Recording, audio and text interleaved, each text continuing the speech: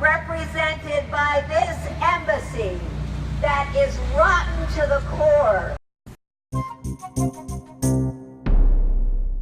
Me and my partners have 1,000 cases against Monsanto representing individuals who got non-Hodgkin's lymphoma from being exposed to Roundup.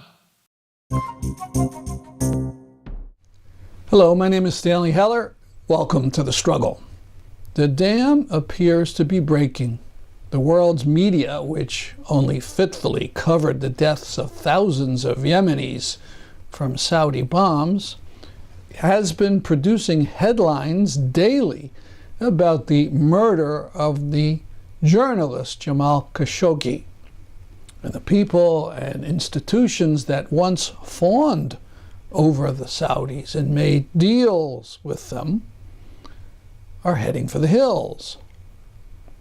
From Bloomberg to Mnuchin, they canceled going to Davos in the desert. Museums and think tanks have closed down upcoming programs that were paid for by the Saudi princes. Even a firm that did publicity for the Saudis ended their contract. This is all to be commended. We suggest you dig around and see who's taking Saudi money in your area and embarrass them and demand that they stop. If you recall, we in Connecticut have been pressing Yale and the University of New Haven to break their ties with the Saudi regime. It's especially outrageous in the case of UNH. Their Henry C. Lee Institute works to help develop programs at the King Fahd Security College in Riyadh, Saudi Arabia, a police and military college of a country that kills and tortures and has laid waste to Yemen. We start with stills and videos of Code Pink demonstrations against the Saudi regime in Washington, D.C. It is the kingdom itself represented by this embassy that is rotten to the core.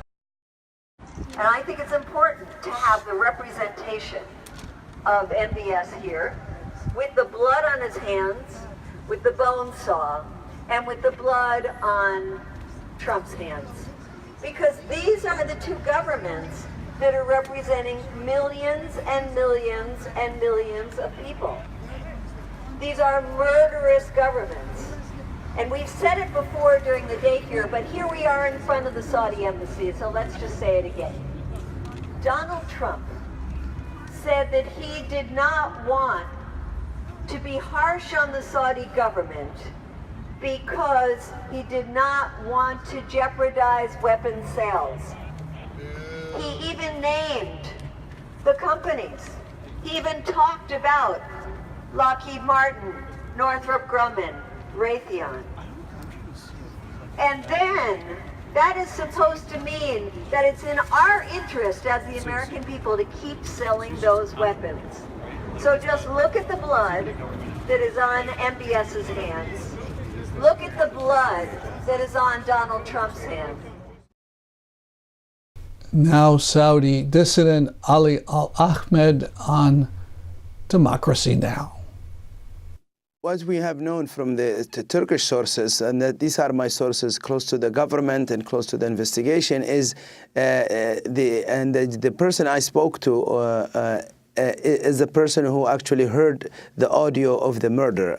And he said that everything is clear, and the Turkish government was supposed to release it, but they're maybe negotiating with the Saudis. And it shows the collection of videos and the audio specifically shows the Mr. Khashoggi was killed just hours after he entered the consulate, and then dismembered. And the audio shows who actually did the work, or this gruesome act, this ISIS-style murder. And then the body parts were distributed in different bags and then moved to the house of the consulate and other places. And maybe some were taken out of the country as well. So you are looking at very convincing evidence of this murder happening inside the Saudi consulate, with the knowledge of the consular himself and those 15 Saudis who flew in on Saudi royal jets to carry the work, and they did not cover their tracks very they didn't try. They wanted this message to be known. They wanted to the world and their followers specifically, given that Mr. Khashoggi was a loyalist and continued to be a supporter of the monarchy. He was only a critic of the crown prince. They wanted to send this gruesome message that if you oppose us, if you criticize us, we will do this to you in public. Remember, in Saudi Arabia, every week the Saudi government carries out these public executions that they don't need to do in the street, but to cut people and behead them in the street is intended to spread fear among the population. And what happened to Mr. Khashoggi is just another example. It's almost a public beheading of a loyalist turned critic to scare those loyalists in the palace from doing the same. And that message is intended, and premeditated murder of Khashoggi is intended to do that effect. And the West and the international community in general has enabled this by supporting this dictatorship for 60 years. And this is the result what you have.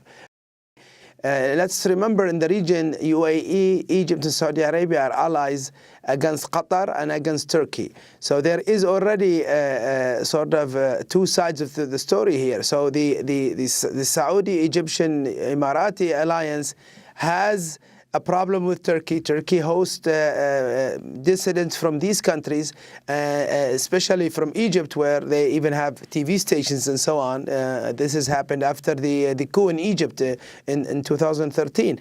There is an intention to have this split and increasing clash with Turkey, with these countries, and I think that's why they chose Turkey. You are absolutely right. My information so far indicates that Mr. Khashoggi, who lives in Washington, did try to get these papers done in the Washington, and he could have in normal circumstances, but he was told to go to Turkey, and that was, that indicates that the embassy here and the ambassador here is somewhat involved in this murder, and that's why I don't think the U.S. government should let him come back again. This was a plan that took a while. They thought about it, but the kill team here was connected to Mohammed bin Salman, because two of his bodyguards are part of that team that killed, and one of them actually is the person who cut up the body. There are two of them who did the cutting. One of them is MBS's own bodyguard. I want to read from an op-ed Jamal Khashoggi's fiancée, Hatice Cengiz, wrote for the New York Times. In it, she writes, "If we have already lost Jamal, then condemnation is not enough. The people who took him from us, irrespective of their political positions, must be held accountable and punished to the full extent of the law. In recent days, I saw reports about President Trump wanting to invite me to the White House. If he makes a genuine contribution to the efforts to reveal what happened inside the Saudi consulate in Istanbul that day, I will consider accepting his invitation." And you have Saudi Arabia most recently on Twitter congratulating the Trump administration for not jumping to any conclusions and awaiting their own investigation. Then, Ali Al-Ahmed, you have the very close relationship between the Crown Prince, Mohammed bin Salman, many call MBS, and the senior advisor to President Trump, Jared Kushner, who some, I understand, in the region call the Crown Prince, MBS, and the Clown Prince. If you can talk about that, and whether the United States had information that they should have released because Khashoggi was a resident in the United States to him about threats to him by the Saudi regime, their close ally. Yeah, yes, the U.S. Definitely had that information and did not share it with him. And they bear part of the responsibility because the man is dead and in a horrific manner. And those people here sitting in Washington knew something was being planned. And I'm afraid that there is a desire sometimes and circles in Washington to have these things done because, you know, they don't want, and I was told that many times, we don't want to complicate our relationship with Saudi Arabia. Why are you issuing this report? Why are you saying these things? Because that makes it hard for us. I mean, that's the, you know, Mr. Khashoggi was not working for the U.S. government, and that's my reaction to them. It's like, I don't work for you. I can write whatever I want. If it bothers you, you know, tough luck. And I think there should be an investigation in the fact that he was not told about these plans, and his walking and trusting the Saudis was a big mistake. Unfortunately, the last mistake of his life. And you cannot trust the Saudis. They have done this before, and they will do it again. And the international community, the American enablers of the House of Saud, must apologize and must do something to rectify their past or decades of support. I know some people in Washington and around the United States who supported the Saudi monarchy and pretend the Saudi monarchy is just pure nice people, are part of this crime and other crimes the Saudis are committing in Yemen, the worst humanitarian catastrophe, the starvation of the Yemeni people, the killing of tens of thousands of Yemeni children. That is more outrageous than the killing of Jamal Khashoggi, and it should receive the attention. I think the American people have an opportunity to show their true nature by making sure their government is not supporting the war in Yemen and not oppressing and supporting this oppressive absolute monarchy. Americans, you removed an absolute monarchy to build the United States of America. Please think about that when you talk about my people who are being oppressed by an absolute monarchy that is even more regressive than the British monarchy that took over this land hundreds of years ago. I want to thank you very much for being with us. What do you think will be the next step, Ali Al-Ahmed? I mean, if the Saudi government is conducting the investigation, what prevents them from saying anyone did it that they want to blame it on? The Turkish government conducting the investigation. What do you think would be an independent investigation? And what do you think is the most important move for the U.S. government to make? Not only the Trump administration, but right now Congress. We just interviewed Ro Khanna, who is a Silicon Valley Congress member, leading one of those, along with Bernie Sanders, leading the charge to stop funding the Saudi regime in its war against Yemen. We have our headline just today. In Yemen, at least 19 people killed, another 30 injured in the U.S.-backed Saudi-led airstrike. This time, a convoy of buses full of civilians fleeing an assault on Yemen's port city of Hodeidah. What would be the most important move right now? I think the most important point now is to target the Saudi senior leadership with sanctions. We don't want an Iraq-style sanctions that kills the Iraqi people and to kill our people. We want sanctions that targeted sanctions against MBS. It's interesting you should raise that because Steve Mnuchin, whose department is in charge of that, Treasury Secretary, has still not said that he will not go to the Davos in the Desert conference, which is very important for Saudi Arabia's prestige next week, despite many corporations, because enormous pressure was put on them, pulling out of this conference. No, we have to American people can pressure those companies that are supporting, when Mohammed bin Salman came to the United States, he met with whom? With the Bloomberg and the Zuckerberg and the Bill Gates and those people who basically whitewashed a dictator, and they played into his hand, or they supported him to make these crimes in Yemen and killing Mr. Khashoggi and other crimes. So it is important to pressure the private sectors to pull out from Saudi Arabia and supporting MBS as a dictator. It must be weakening. We must weaken the monarchy, and America really, honestly, should rethink the Saudi monarchy. Why do we have to? Some reporters said, "Oh, maybe MBS is bad. We get another prince." That's not the progressive. It's an American actually to suggest a dictator in place of another dictator. It's disgusting. So we must really throw everything at the Saudis, because they have caused you 9/11, and they will cause you greater problems if they stick around. So really, anything you can do.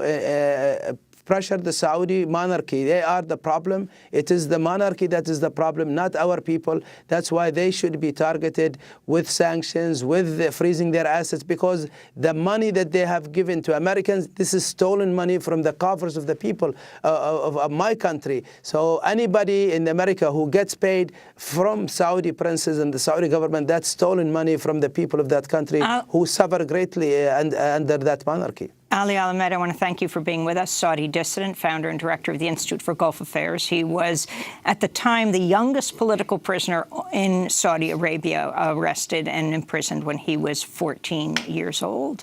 This is Democracy Now! When we come back, is President Trump planning to once again separate children from their parents when they come across the border? We'll speak with the ACLU's Lee Gallant. Stay with us.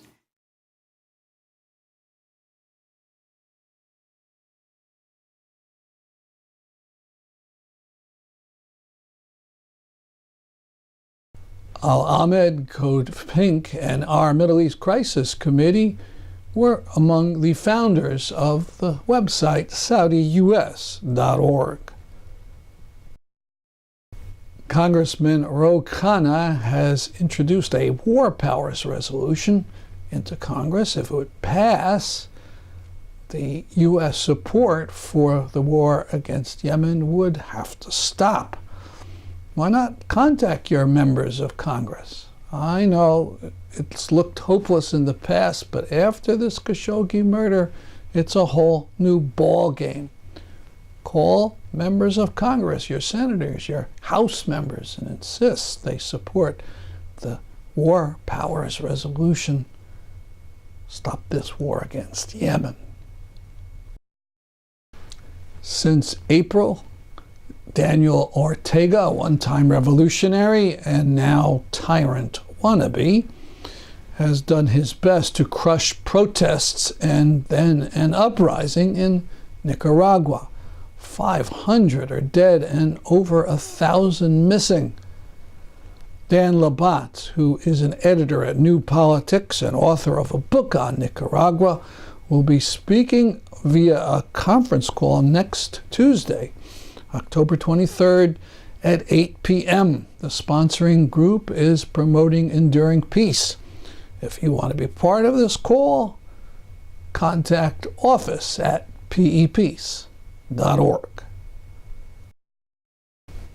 Yesterday, the New Haven Register published an article in which I called for a halt to a huge construction project that is building another methane-burning power plant in Bridgeport, Connecticut.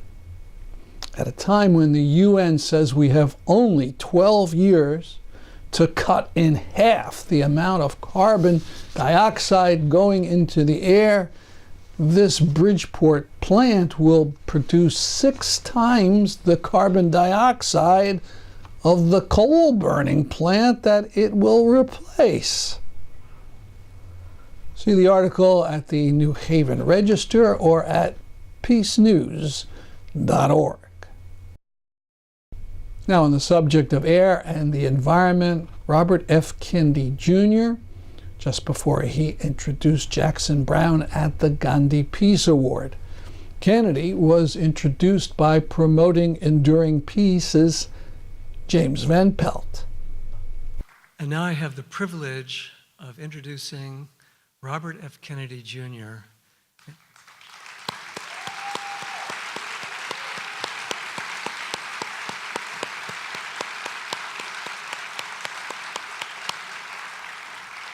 I want you to know that he is one of the great environmentalists of the world at the moment. that he founded the Water Keepers, that he has recently won a lawsuit against the Roundup people, Monsanto.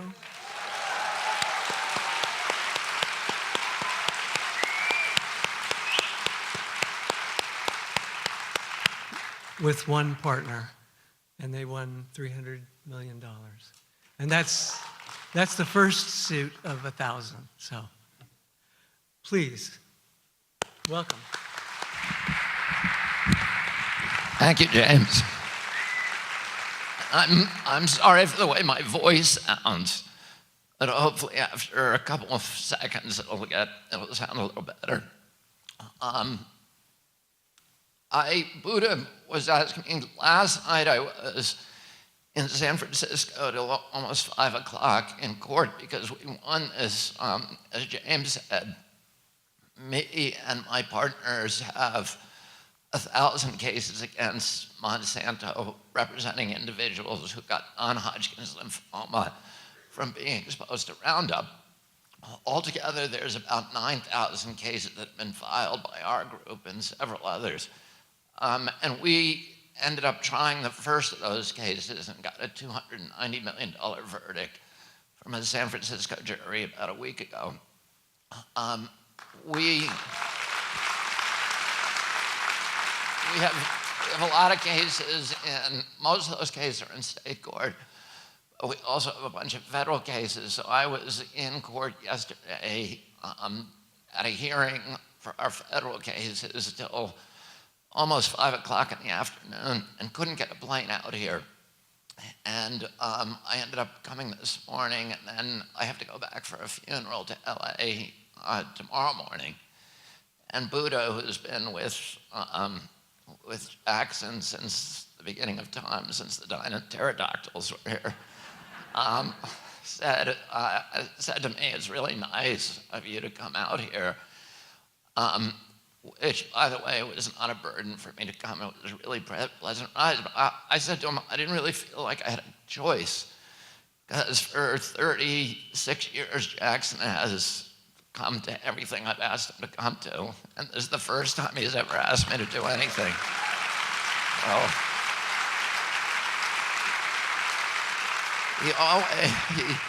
he always answers yes, and he's willing to walk in a parade or give a speech or play. He's been involved in every fist fight, whether it's peace or justice or anti-nuke or plastics or water or land preservation, safe energy, and he walks the walk. He has a windmill at his farm in Hollister, which has been off the grid for years.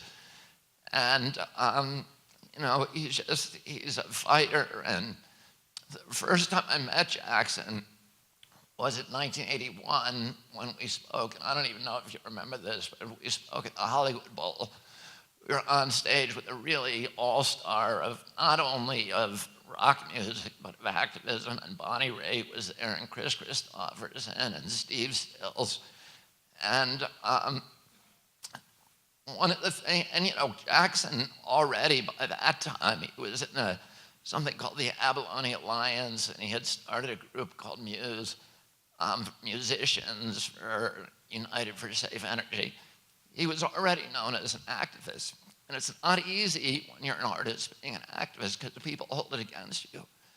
And but I realized then from talking to him that night, and something that has been reinforced year after year as I've watched him, which is that he understands this, that the environment is intertwined with democracy. And that every time you have a large-scale environmental injury, whether it's nuke or whether it's Monsanto, you'll also see the subversion of democracy. You'll see the corruption of public officials, the capture of the agencies, the regulatory agencies that are supposed to be protecting us from pollution, the erosion of local democracy, the compromise of the press, and all the institutions that are supposed to protect little children from big, greedy corporations get compromised in the process. And, you know, that in those issues, that's always the principal feature. Jackson also understood that we're not protecting the environment so much for the sake of the fishes and the birds. We're protecting it for our own sake, because we recognize that nature is the infrastructure of our communities, and that if we want to meet our obligation, which is, as a generation, as a civilization and a nation, which is to create communities for our children that provide them with the same opportunities for dignity and enrichment and prosperity and good health as the communities that our parents gave us. We've got to start by protecting our environmental infrastructure, the air we breathe, the water we drink, the wildlife, the fisheries, the public lands, those assets that cannot be reduced to private property, but by their nature are the resources of the entire community, what we call the commons or the commonwealth, or the public trust assets. And one of the things, you know, you hear the big polluters, the Koch brothers and Monsanto and Exxon and all their indentured servants in our political process. We're always telling us, well, we have to choose between economic prosperity on the one hand and environmental protection on the other. And Jackson knows that that is a false choice. In 100% of the time, in 100% of the time, good environmental policy is identical to good economic policy. If we want to measure our economy, and this is how we ought to be measuring it, based upon how it produces jobs and the dignity of jobs over the long term, over the generations, and how it preserves the value of the assets of our community. If, on the other hand, we want to do what the Koch brothers are urging us to do, which is to treat the planet as if it were a business in liquidation, convert our natural resources to cash as quickly as possible, have a few years of pollution-based prosperity, we can generate an instantaneous cash flow and the illusion of a prosperous economy. And we can make a few people like the Koch brothers billionaires by impoverishing the rest of us. Our children are going to pay for our joyride, and they're going to pay for denuded landscapes and poor health and huge cleanup costs that are going to amplify over time and that they'll never be able to pay. That's our program for today. See you next week at this time. I'm Stanley Heller for The Struggle.